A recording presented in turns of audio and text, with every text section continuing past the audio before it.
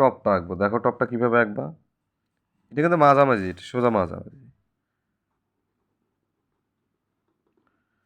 এটা এভাবে বাঁকাও দিতে পারি আমি, বা সোজাও দিতে পারি, কোনো সমস্যা নেই। সোজা যারা দিবা তাদেরও হবে।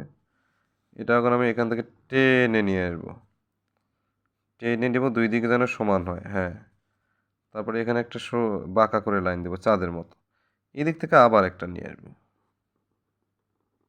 আমি সাইন পেন যে করতেছি তো, যে কখন যে কোন দিক দিয়ে চলে যায়। তারপর এইটা পেটটা একটু মোটু করবা, সুন্দর একটু মোটু, হ্যাঁ।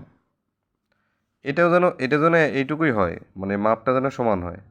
এটাও এইভাবে দেখে, এই পাশেরটা দেখে আস্তে আস্তে টানতে হবে, হ্যাঁ এভাবে। তারপরে এটা আবার একটা বাঁকা করে নিবা, নিয়ে আবার একটা বাঁকা করে নিলা, এই যে। এই যে একটা এইদিকে টান দিবে, এই যে দিবা, যেন সুন্দর, এই যে দেখো। ঠিক আছে, এইগুলো যে ফাঁকা আছে এগুলো পরে এভাবে দাগ দিয়েও দিতে পারো, সমস্যা নেই। এখানেও একটা পাতা দিতে পারো। তুমি যদি বেশি দাও সমস্যা হবে না, দিতে থাকবে।